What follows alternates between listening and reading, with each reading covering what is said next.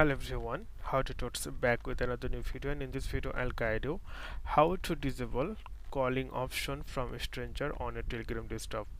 So if someone like any stranger who not available in your contact list, they will not able to call you if you uh, do the settings. So open your Telegram application, then click the three line left of corner on your screen, click the settings option, click the privacy and security, scroll down, then here you'll see the option calls, so click here.